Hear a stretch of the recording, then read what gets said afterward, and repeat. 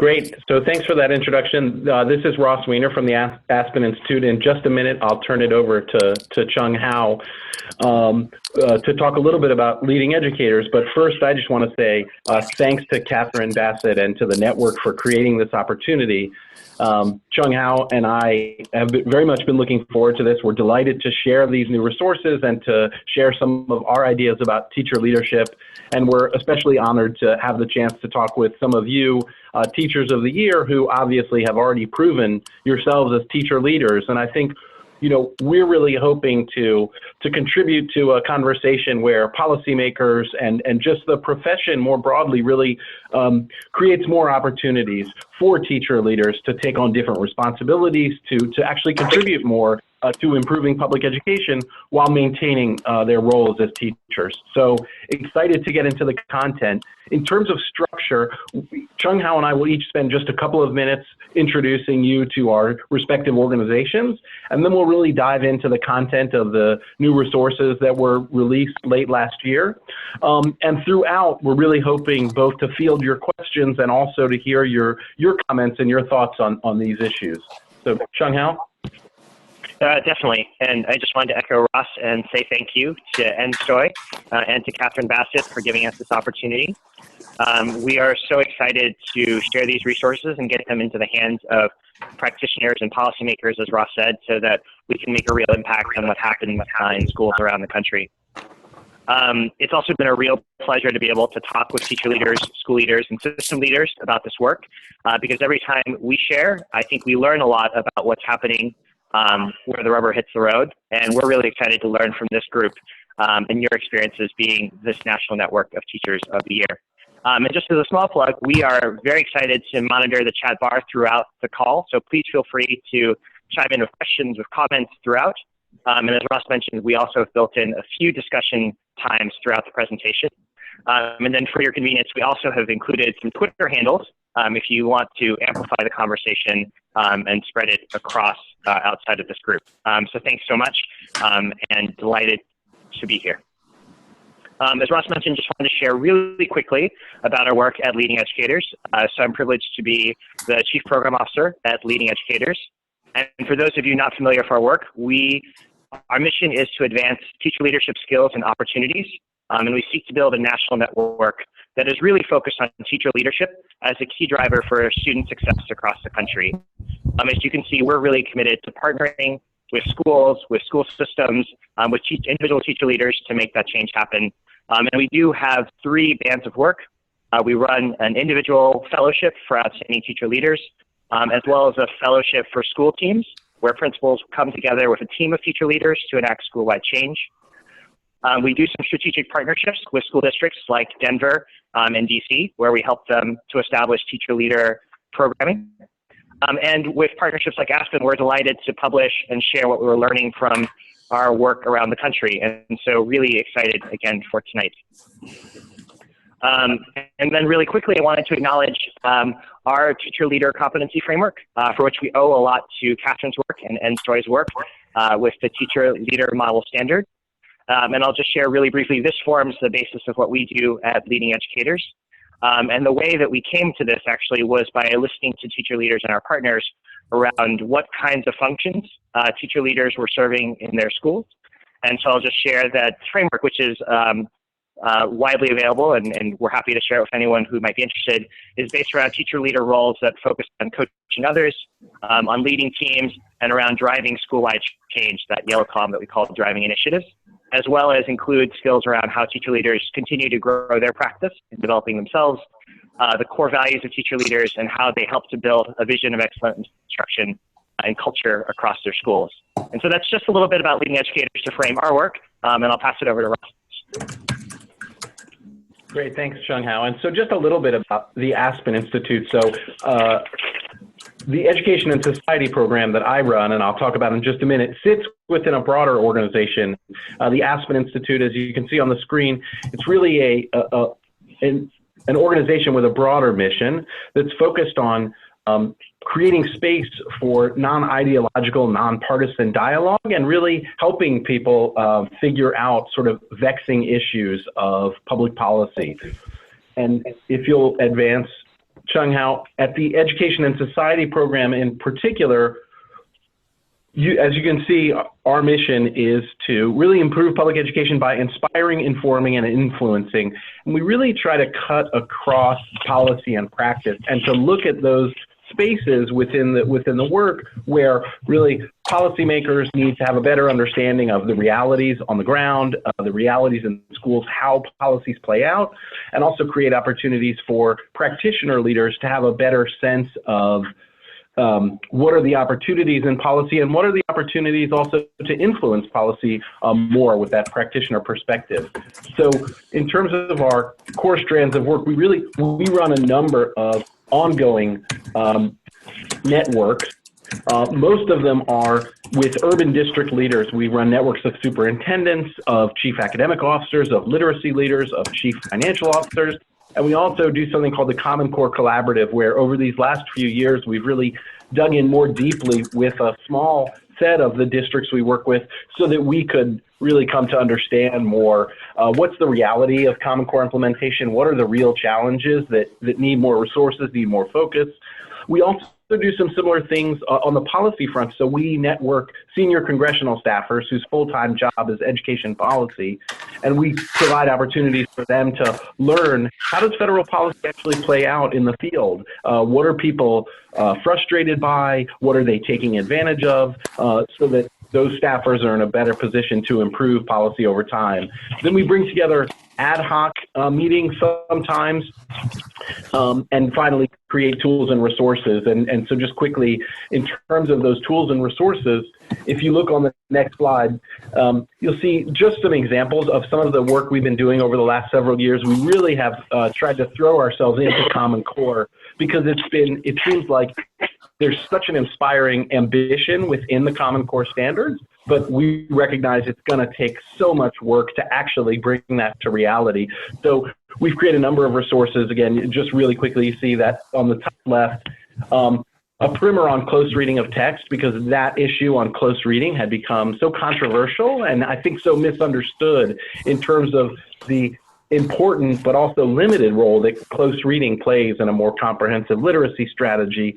And on the bottom right, you see teaching to the core. We partnered with CCSSO to develop some policy recommendations on how states could make sure that Common Core and the teacher effectiveness work really hung together as two parts of a whole as opposed to two parallel policy initiatives. And finally, in the middle, you'll see this implementation of the Common Core standards, this transition guide for schools.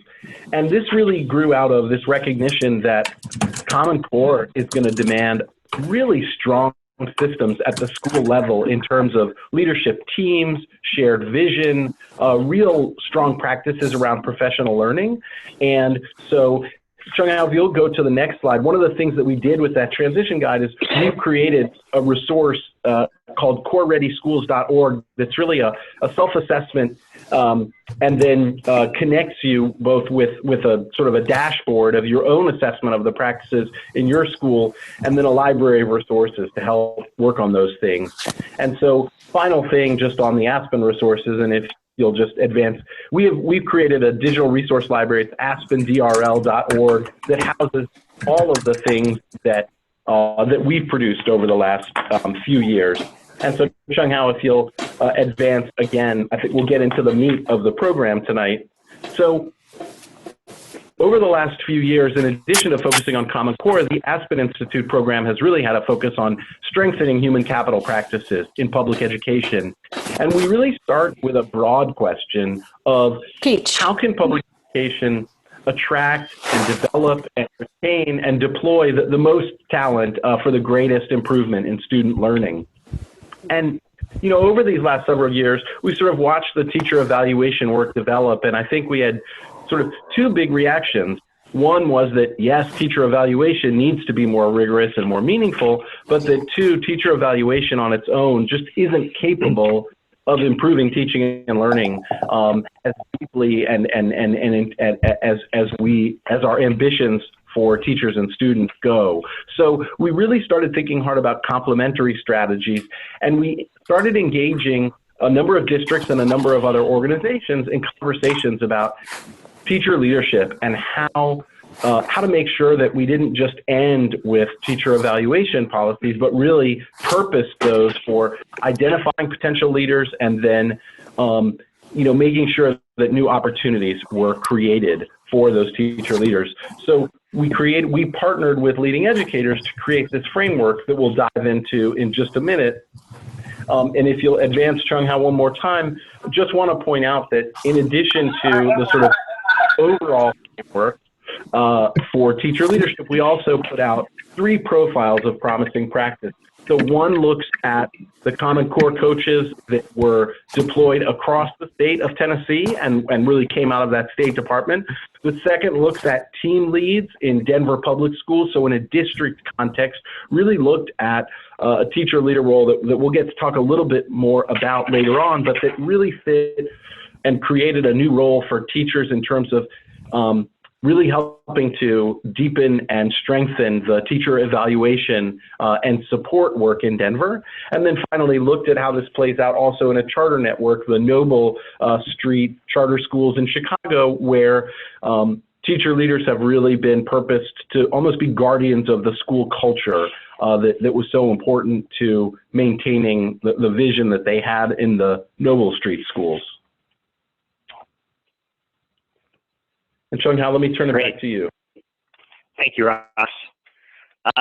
So diving into the paper, this is what we have affectionately been calling the preaching to the choir slide, because none of this here I think will be surprising to this audience. But we have 2 really key reasons that we'd like to highlight for why teacher leadership is such an important movement. The first, as Ross mentioned, that no matter what the core initiative might be, whether it's teacher evaluation or Common Core or principal or teacher retention, none of these initiatives could succeed without teacher leadership. And I think we've seen over and over again that heroic versions of leadership where one person is sent to create improvement across a system or in a school doesn't necessarily lead to sustained change. And what we really need are systems that build the capacity of teams and that empower high-performing teachers to take greater ownership over the improvement of schools. And the second slide highlights from a human capital perspective that teacher leadership helps us to create professional opportunities that would actually attract, retain, and develop high-quality talent. We have drawn a lot of inspiration from the U.S. Department of Education's Respect Project and all kinds of initiatives that have been working to professionalize the profession. And we think from both perspectives, teacher leaderships offer something incredibly important. 1, from the initiatives that need to get done, and 2, from the profession that we want to create. And with that, I'll turn it back to Ross to highlight some of the key lessons learned as we were researching this framework. Yeah, so the first is that teacher leadership really can't be pursued sort of on its own as its own end. It's got to be embedded and really integrated with other core work in the district. And I think that in a number of places that we've studied or tried to work with, I think one of the things we've seen, well, a couple of things that have happened is, 1, there'll be a grant opportunity, and so sort of teacher leadership ends up getting pursued because there are resources on the table. And I think one of the challenges is then it has its own budget, it has its own timeline, it has its own deliverables, and I think sometimes there can be challenges then where the district also has other priorities, and if it wasn't designed at the front end to make sure that teacher leadership was really going to be really a way of advancing that the sort of the most important, the most vital work of the district, that you run into problems in terms of sustainability and also just in terms of turf. And sort of, so one is that you really got to make sure that teacher leadership, again, isn't just a recognition and reward strategy, but it's actually more central to advancing the educational mission. The second key lesson that we feel like has occurred to us is that we've got to acknowledge that this is not just about sort of the technical work of defining new roles, of identifying the right people, providing the right training. There's actually a cultural aspect of this, and this is about redefining sort of the profession, the work in schools. And I think one of the things that we've been struck by was, even in places that took a fairly inclusive approach up front, engaged multiple stakeholders, I think once they got into operationalizing the work, we saw that a number of places were surprised, in particular by how hard it was for principals to reconcile themselves to this new role, and to really think about, what does this mean for me as a principal to have this new relationship with other leaders in the school, not folks who are full-time administrators, not folks who are full-time teachers. And I think that it's just been striking to us that sort of this, even if you address all of the technical aspects, that there's this cultural aspect that needs attention as well. And the last, in terms of the lessons that sort of highlighted for us, was this sense of that it really requires alignment across a lot of functions in a school and in a system, and that you can't just have this come out of the human capital office and just train teacher leaders, that teachers themselves, actually even teachers who aren't taking teacher leadership roles right now, they also need actually to have a process of understanding, well, what is this teacher leadership role? How am I as a classroom teacher supposed to relate to it? What's this new relationship going to look like? And that too often, I think, or we've seen places where they really only focus the training and development on teacher leaders, and then recognized that principal supervisors, principals, classroom teachers, other folks in central office also needed to be oriented to the new teacher leadership roles, and needed some professional development in terms of how to integrate that work with theirs. And Chung Hao, I would love if you have anything to add to that, and then we'll turn it back to you for the other for more of the content. For sure, and I think number 2 especially has come up over and over again in terms of the culture shift. And one of the things that I think we didn't realize when we undertook this work at first is that as teacher leaders become more empowered, others in the system have to be willing to let go of some of the authority that they used to have over certain pieces. And I think that process is really quite difficult, because we tend to think of change as a moving towards without thinking about change as a letting go. And I think both pieces are really, and it's not just the principals, but as Ross, as you were mentioning, from people who might be at the district level delivering PD or making curriculum choices across the entire system. If we're really going to empower teacher leaders to have more of those responsibilities, then folks also have to be comfortable letting go. And I think that's really uncomfortable, in part because the accountability systems don't align. And so I think we can talk a little bit about things that we're seeing in different states and systems that have started to address those issues. As we sally forth, one thing that we thought was a helpful frame is a piece that's not in the paper, but came up after it was published. This comes from Orchard Gardens, a really teacher leadership model school in Boston. It's a turnaround school that is in partnership with Teach Plus. Their director of teacher leadership, Toby Romer, shared this model with us, and I think it's been really helpful for my own thinking to understand how people tend to frame teacher leadership. On the left, you see this understanding of teacher leadership as a strategy to distribute workload. This is more of a top-down approach to teacher leadership, whereas principal or administrative team works with teacher leaders to break more responsibility. One of our first schools as one of their examples. I'm sorry? Do you understand what I'm saying to you? They're using Orchard Gardens. Great. So just sharing this one particular frame from the school as far as distributing responsibilities across the school team. That's a top-down distributing workload approach to teacher leadership. At the same time, the paper really acknowledges a bottom-up approach to teacher leadership, where teacher leaders are empowered to take on more of a voice, and they are actually acting to help the administrative team and leaders at the system level to make better choices, in which case teacher leadership is actually a strategy to select better strategies. And so this isn't directly in the paper, but it's a frame that we think has been really helpful to help people think about teacher leadership as a bidirectional strategy, because both pieces are quite important. Then within the paper itself, one of the keys that another key frame that we think has been really helpful is helping policymakers think about teacher leadership as something that where form and function have to match. So by form and function, we really mean that the structures of teacher leadership match the core purpose of teacher leadership.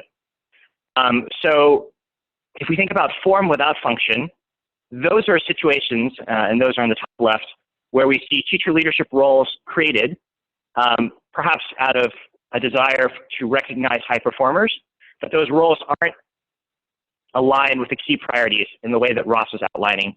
And so we see that in those cases, there are limited benefits, and over time we've seen teacher leaders feel marginalized in their roles. So they may have recognition, they may have a new position, they may have a new title, but they don't feel like they have the ability to really impact the kinds of changes that they'd like to see in their school environment. On the other hand, function without form, we also see quite frequently, where teacher leaders are taking on more responsibilities because they've been asked to do more, because they are the high performers. And so they mentor, they work on curriculum, they do all kinds of things, but the kinds of forms that would support that work in terms of release time or additional compensation, additional training, additional supports aren't built in. And so with function without form, there might be increased performance in the short term, but we have seen stories of teacher leaders burning out in those situations. And so what we're really advocating for is a case where form and function come together, where we're backwards designing teacher leadership roles, the way that teachers think about what their standards and objectives are for each lesson. Well, we think the same is true of teacher leaders. If we could backwards design what is a core function of teacher leadership, and then really think about the structures that would support that function, we think we'd have a much more transformative way of approaching things. So this is another key idea from the paper. Finally, before we take a quick discussion, question and answer break, we thought it'd be really helpful to present a way of helping others understand how old teacher leadership and new teacher leadership might differ. Much has been written about the different waves of teacher leadership that have happened. And when we talk to districts and schools about increasing teacher leadership options, we often hear the refrain that we're already doing teacher leadership, that we already have teacher leaders in our schools. And so Ross and I started to wonder, if everyone is already doing teacher leadership, why do we not see real responsibility and empowerment happening at the teacher leader level? So we created this chart as a quick resource to separate old teacher leadership from new teacher leadership. And so as you look across, you'll see that from the roles that are assigned, the authority that teacher leaders have, the time and compensation that's afforded to teacher leaders, the selection and training, there's quite a lot of difference between what old teacher leadership says and what new teacher leadership could be. And so we're really excited about models like those featured in the team leads in Denver Public Schools, where teacher leaders have started to take on more authority, where the roles have a higher bar for selection, where there's increased compensation, and there's real clear responsibilities and accountability. So that is, we think, a really key distinction as we start to think about what new teacher leadership could be. And at this point, Ross and I actually wanted to take a brief moment for discussion. And so if there are any emerging questions that folks would like to chat into the chat bar, we'd love to take them.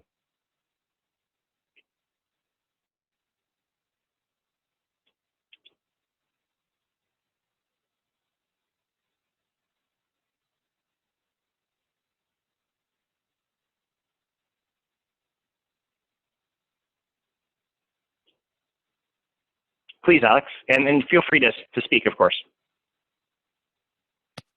if it's easier than typing, that is. All right, thanks. That works for me. Can you hear me? Okay. Yes. I'm really curious about when we're talking about getting teacher leaders, when we're talking about getting them trained in order to do these things over on the right-hand side with the new teacher leadership, what are the actual real skills that you're finding that teacher leaders need in order to, take on real leadership roles, as opposed to just saying, okay, you're you're a leader now, go get it done. But what are the actual real skills that you're finding that teachers need in order to really effectively lead at their schools or throughout their communities? Yeah, that's a great question. I think the first thing, even before teacher leaders start to lead, we know that if someone is to both teach and to lead, there's limited times in the day. And that's by definition that there's multiple things happening. And so really having clarity up front as far as what's in that leadership part of teacher leadership, what are the key goals and initiatives that they're driving? And from that, I think that often takes a lot of clarity at the leadership team level across the school, so that if a teacher leader is, say, coaching peers, there's not confusion about where the teacher leadership's responsibilities might intersect in instructional coaches. And we've seen that kind of thing happen quite a bit in a school system. And so once there's clarity around what teacher leaders are actually doing, we've seen a lot of successes. So in DC, we're partnering with 21 schools there in a program called TLI.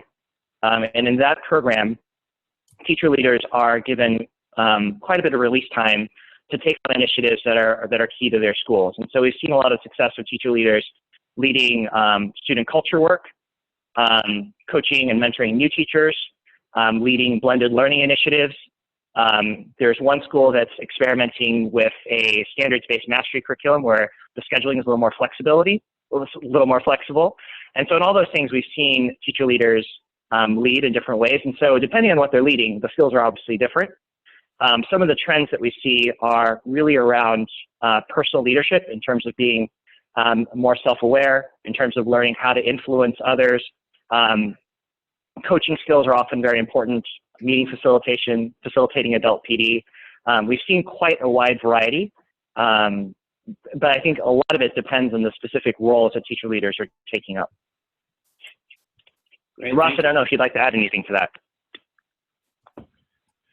No, I thought that was great. I saw one question come across the transom about endorsement. What are our thinkings about sort of endorsement of licensure of teacher leaders? So I'll just take that one quickly, and Chung Hao will invite you to, or anybody else to offer their sort of opinions and perspective on this. But my own sense is that we need a lot of R&D and experimentation and innovation before we lock certain definitions and prerequisites into policy. So I think endorsements actually can play a role in this, but I think we should learn from our history where, endorsements and certifications can take on a sort of a bureaucratic life of their own and get unmoored from the substantive goal. And there's this or I shouldn't say huge, but this growing movement towards competency-based education, towards badging and sort of micro-credentialing. And I think that may be something where it would be great if we could start to really document the demonstrated leadership skills that teacher leaders have demonstrated and be able to allow people to sort of represent that and bring that with them.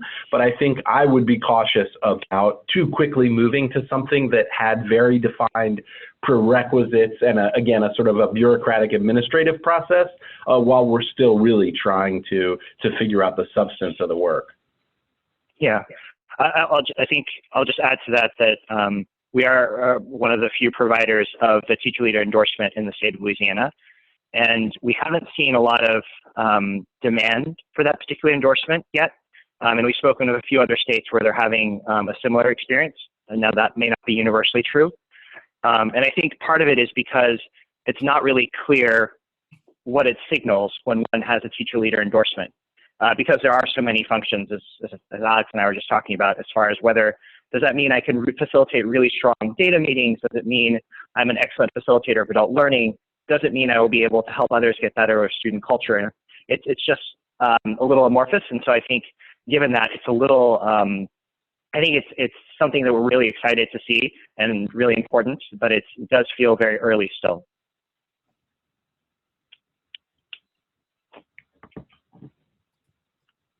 Ross, shall we take maybe 2 more questions and then share the second half of the presentation and take more at the end?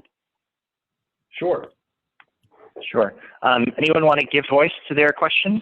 A lot of activity, obviously, in the chat bar. Hi, can you hear me? Yes. Hi, I have a question. I'm actually participating in the Teacher Leadership Initiative in Maryland in Prince George's County. And I would like you to speak a little bit more about actually creating these teacher leadership positions, because as you've mentioned, many of them are experimental.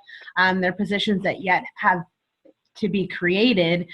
Can you speak a little bit more about some of the initiatives in Denver, how they got started?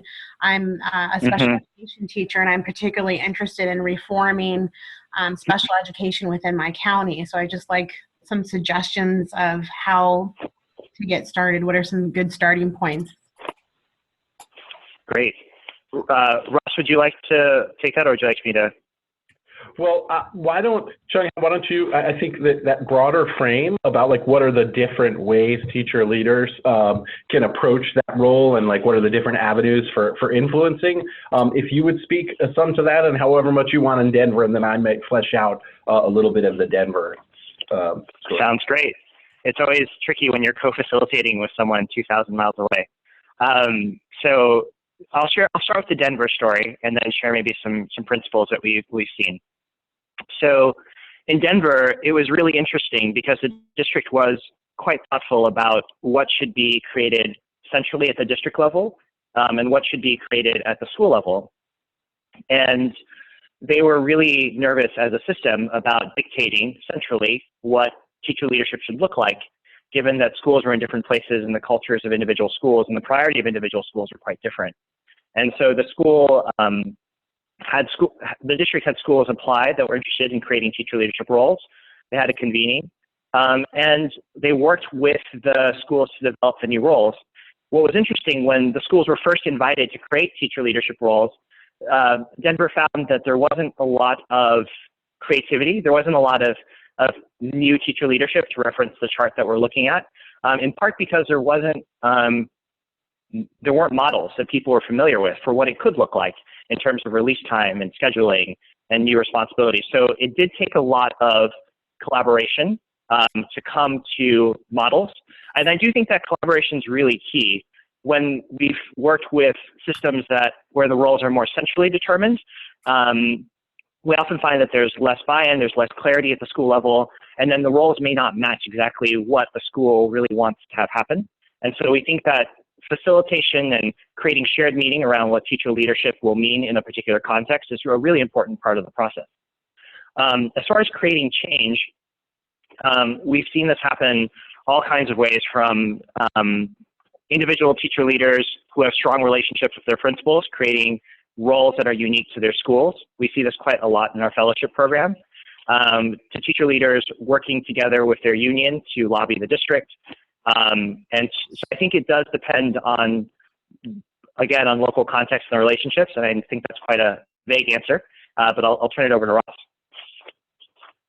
Well, so just to reiterate the point about Denver, I think there was a willingness, there was, I think, a sense that the most senior leadership in Denver, that they very much wanted to activate teacher leadership, but also really did want to have a couple of years where it was a somewhat more organic process, and so they were very loose on how teacher leaders were selected, what roles they were supposed to play.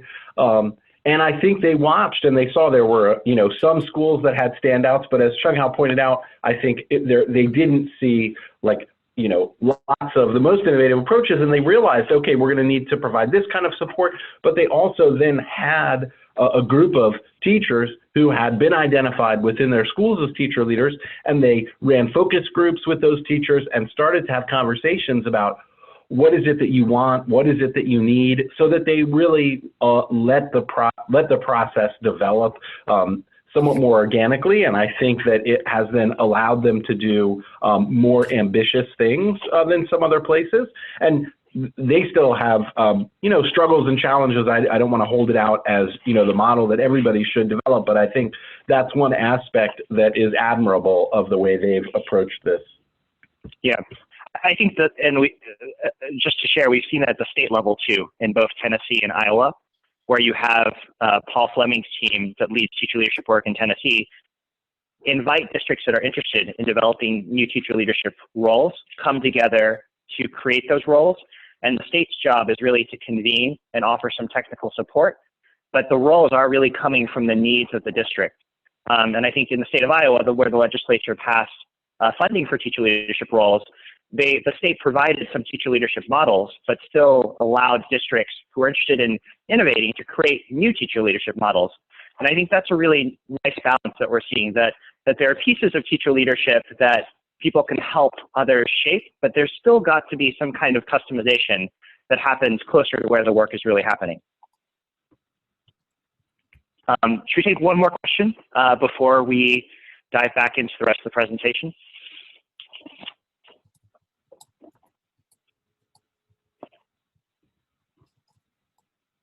There's lots of great ones in the chat bar, so if anyone wants to give voice to theirs.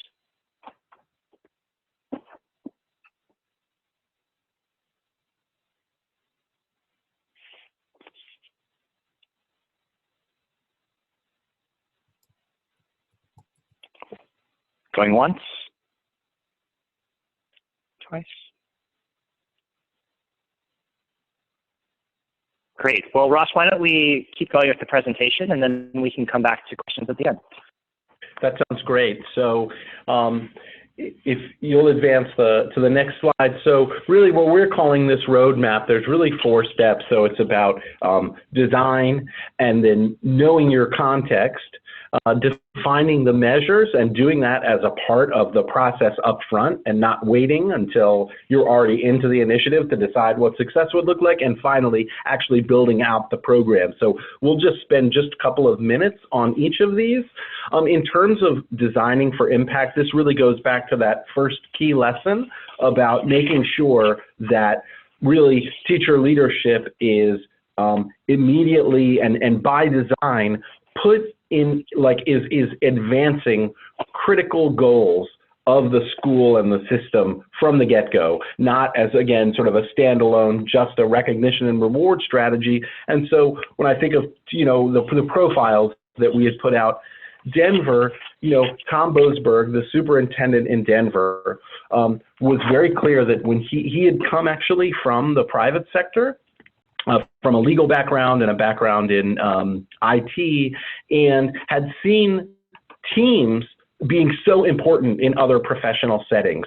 Small teams where really you could get the kind of support and feedback that's really, frankly, just logistically impossible when there is, one supervisor who is responsible for 40, 50, or, in some high schools, 100, 120 professionals.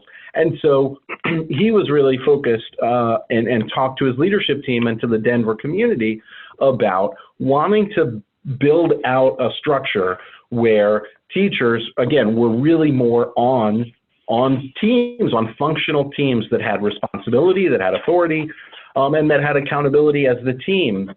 And he saw that as both important to the district, important also for elevating the profession. And so in Denver, when they formalized part of these roles, it was around team leads and inviting teachers to apply to really lead a team of their colleagues and their peers. And so this was, everybody knew that increasing teacher effectiveness in Denver was a critical goal. And so bringing teacher leadership in as advancing that obviously put it right in the center of some of the most important conversations and at the most senior leadership level. Likewise, when you think about Tennessee, I mean, they had, decided there was a huge priority on making the shift to the Common Core. And they recognized that there was not the capacity at the State Department or at the state level to really support teachers in learning deeply about the content of the Common Core, examining their own practice.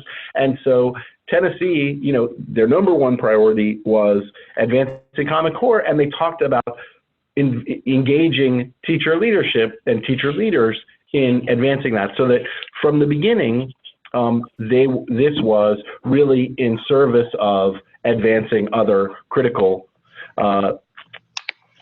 priorities for the district.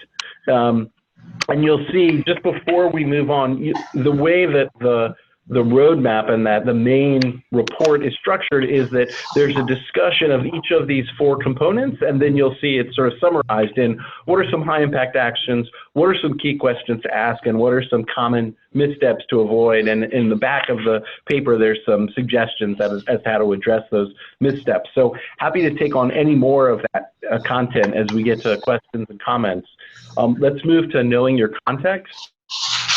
And I think the most important point there is really to acknowledge that not every system can start with the most ambitious teacher leadership roles and teacher leadership initiatives. It really is important for leaders within the profession and from the management side to really assess both the technical infrastructure in the district and really the trust in the leadership for making these, and that I think it's more important to acknowledge, sort of really honestly where the system is and what's the next step in building genuine teacher leadership, rather than trying to pursue a really ambitious vision and finding that you don't have the data systems, you don't have the infrastructure, you don't have the trust in the leaders to really land that, and you could end up taking 2 steps back. So Chung Hao, I'll turn it over to you. I would love it if you want to, add anything to either of those first 2 components, and then turn it over to you for the 3rd and 4th. Great, and I'll just highlight, being a former classroom teacher and principal, that all of this appeals to me because it's a backwards design model, much like understanding by design or a good lesson plan, that we're really beginning with the end in mind and thinking about our roles that way. And one of the steps that we found over and over again that's been left off with teacher leadership is thinking about what the measures are. And I think in education, we're really good about measuring, or perhaps even over-measuring, student achievement, but we're less good about measuring things like leadership or teacher leadership and the kind of intermediate steps along the chain that might lead to student achievement. And we think this is particularly important with teacher leadership because you are, in effect, asking a really exemplary teacher to work on things outside of just their classroom, or they're using time and resources to think about things outside their classroom. And so there might be a trade-off between the results that teacher might have gotten directly with their students at first when they're thinking about a larger team. And so it's really important to think about, how do we assess the impact of that leadership? What are the leadership actions that might help to shift teacher practices, which then eventually might shift student outcomes, so that we're really developing a theory of action for how we think teacher leadership will work in a school or system. So an example of this, again, the Denver example that we've mentioned a few times, the Denver team in the first 2 years of implementation didn't focus solely on student achievement because they were aware that those things might go up and down a bit. But they were really clear about, if we have really strong teacher leaders, we should be having stronger teams, which would mean that all teachers were getting more feedback and higher quality feedback, and that our teacher perceptions of culture and their teaching and student perceptions of teaching should all be improving. And those were, in fact, the things that they saw. So they actually saw mixed results in terms of student achievement, precisely because some teachers were spending a little bit less time directly with students, but they saw really positive feedback as far as how often teachers were receiving feedback, what student perception results were showing, what teacher perception results were showing, which really allowed the program to have momentum, even as, and not just solely focus on the end results. And then finally, build strategically. We'll just highlight, this is often the step where we see people want to jump to immediately. So the training of teachers, the selecting of teachers, and even here, there are quite a few missteps that we would like to highlight. Most notably, among the things that Ross and I already mentioned, failing to train and support all of the folks who will be working together as the teacher leaders. So not just the teacher leaders themselves, but also the principals and principal managers, folks who are working on curriculum. Really allocating time for teacher leaders to take on new roles and creating some sort of systems where they might feel safe to experiment in leadership because they are taking on something that's challenging and that there's a high risk for failure. Leaving roles that are a little bit too vague, perhaps, and that could really become anything. And I'll share an example. We have an amazingly talented a blended learning teacher leader that we work in Washington, D.C., who's doing outstanding things for her entire school. And at first, she was almost going to quit the teacher leadership work because she felt like she was being asked basically to be the school's IT assistant. And every time someone couldn't turn on the projector or couldn't figure out how to make the computer start, she was being called in. And so it was really key for her to feel successful that the roles were exceedingly clear as far as how she was supporting instruction and communicated not just to her, but to the entire team.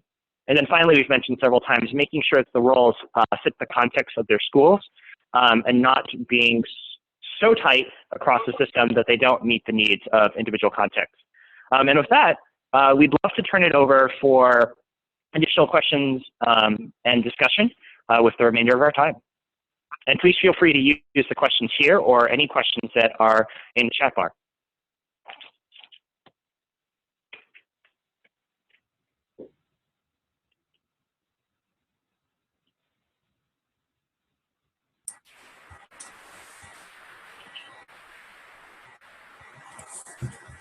Sarah has a question. Do we have any evidence about how long until we'd expect to see positive outcomes of teacher leadership on student achievement?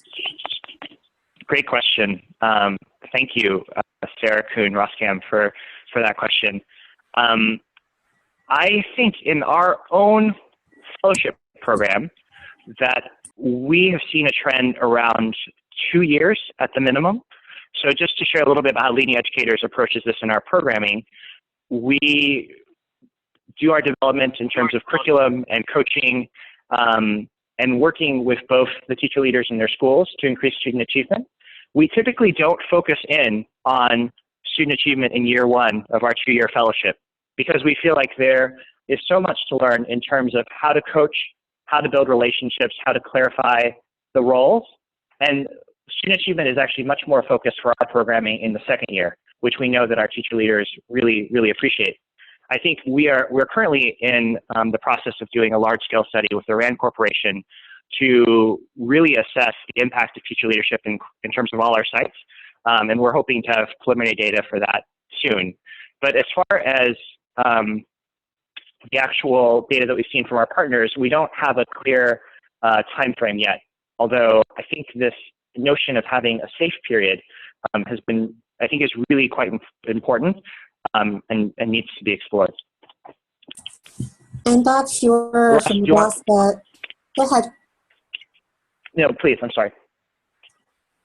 Bob Fuhrer from Nebraska is sharing that one of the Omaha schools has shown gains from teacher leadership, specific gains on student achievement as a result of the teacher leadership program that they have put into place. We had a presentation on their findings at the ESET 2 Omaha Summit that Ann Stoy hosted. That's fantastic. And maybe I missed it. This is Ross, but was there a sense of, did they see those gains in year one or year two or year three all along? Or did it, is there anything that could inform the rest of us about what's a reasonable time horizon to look toward? Bob, feel free to unmute and jump in, but in his chat box text, he's posting that they're in year 3 and their data in year 3 is showing gains. Yeah, the study that I recollect that they've been in, they're in their 3rd year now, but the team is seeing some real statistically significant gains in year 3. And that's always tough too when you first start a program, to be able to tell that the gains are due to the changes in teacher leadership. So just some of their data, and again, I can't speak specifically to that. Those are just the data input that I got as we were putting the conference together. Yeah, Great. and just to reinforce, I do think, figuring out what the leading indicators are so that, you can have some confidence that you're on the right track. So those signals of our teachers and this works, I think, especially well where you've got schools that are trying teacher leadership and you've got, if you will, control schools that aren't implementing at the beginning.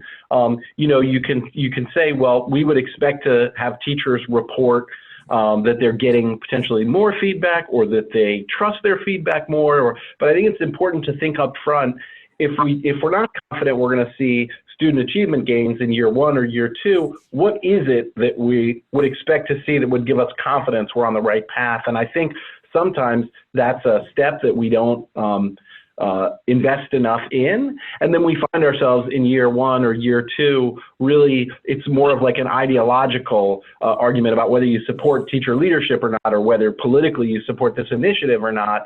And so that's why I think thinking about the measures up front and building that in, and building people that engagement up front, that, hey, we're agreeing this is what we're going to be looking for in the first year, seems like an important step in the process. Good point. We have a kind of a different question, or at least a question on a different track, and I'd love to throw this one out there. Pam Riley is asking about the impact of teacher leadership university programs and the alignment between what they're teaching and what we are actually finding as teacher leaders we need in practice. And we have on our webinar Terry Dozier, who runs a teacher leadership center at UVA, Virginia Commonwealth University, not UVA. And I'd love to hear if Terry has anything to add. Terry, not to put you on the spot, but I just did. Catherine, can you hear me? Yes. And it's okay. Good to hear and you. I apologize. I came in late to the webinar. Somehow I got my times mixed up. So let me say this. What's happened with us at the university level is we designed our program, got it approved through all of the channels, and we have yet to actually launch it at the university in terms of a degree-bearing program, because we haven't been able, at least I won't say we, in my case, I thought we found some wonderful candidates to lead it, but they didn't fit the model of that the university was looking for. So what we've ended up doing is actually, through our partnership with our local districts, creating our own teacher leader development program, which we are piloting the first phase of it this year. So I wish I could give you some specifics about university-based programs, but in our case, we were not able to launch. Terry, what are the kinds of things that you're planning to teach, or that with your partner districts you are teaching? Well, we're using the model teacher leader standards that, Catherine, you were instrumental in, creating, and I'm very proud to have been a part of that. And so what we've done is we've looked at each one of the domains, and we've identified whether we had some training already in place that met the standard, the domain, and all of the key elements. In many cases, we did. What we've done is we've divided those standards into 3 tiers. So we're actually starting, and I don't have the standards in front of me, but I think we're starting with domains 1, 3, and 4 that we saw were really foundational, and that we already had training in place that we felt confident met the requirements. We are also measuring how the teachers, we have an assessment at the end of each of the training, the domains, that determine whether a teacher has developed competency. In other words, it's not just the training, but can they demonstrate, for example, for domain 4, which deals with instructional, being able to help colleagues improve instruction. Can they conduct a reflective conference, collect data on teachers' practice, and really move that teacher's practice forward? So, we're doing that for each of them. We'll be phasing in, I think it's domain 2 and 5 next year with our pilot group, and then domain 6 and 7 will be the last of the tiers. And we purposely did this because we did not have all of the training in place for those domains, and we're in the process of creating that as I speak to you. Okay, great. Thanks, Terry.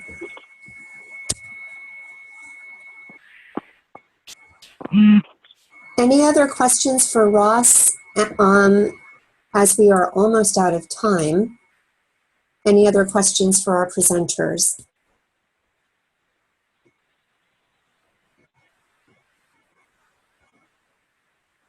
Alex is asking, what do you see as the future of teacher leadership?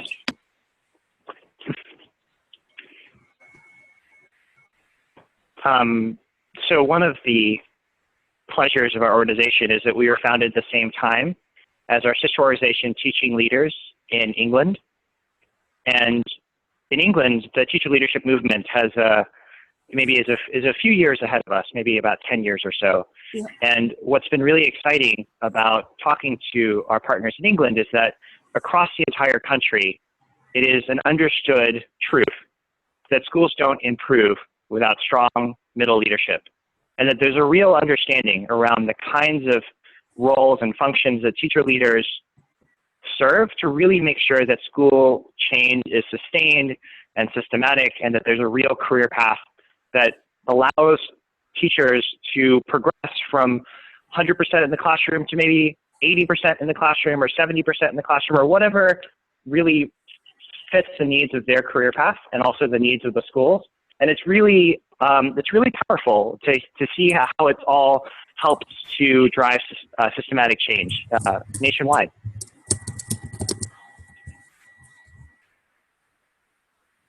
Ross? No, I mean, I think you captured it. I think the future of teacher leadership is just going to be an important component of the future of public education in this country. And I think, as Chung Hao started by saying, right, it's one, I think there's really no way to accomplish the ambitions we have for our young people if we don't engage teacher leaders in a different way. To really take more responsibility, more leadership for building this work. And likewise, I don't think we can elevate the status of the profession without that kind of leadership from within. So I'm really just excited about how much energy this topic is garnering. Certainly not, I don't mean to say because of the resources we've put out. We're just trying to make our small contribution, but it feels like teacher leadership, there's so much energy around it right now. And I think it augurs really, it's just portends really good things for the sector and for students. And if I may jump on that, I think it's an honor to be here, precisely because it feels like, I think to both me and Ross, that we are just sharing the stories of and documenting all the accomplishments of outstanding teacher leaders like the ones in this call. And so it's an honor to kind of be able to catalog and share out all the emerging models and successes that are happening around the country and to be a part of this movement. And Chung Hao and Ross, we are so, so grateful to you, first for doing this incredible work, and then secondly for making the time tonight to share it with us and to engage in conversation with us. This has been a really exciting conversation and a heartening conversation. Sarah, do you want to close us out?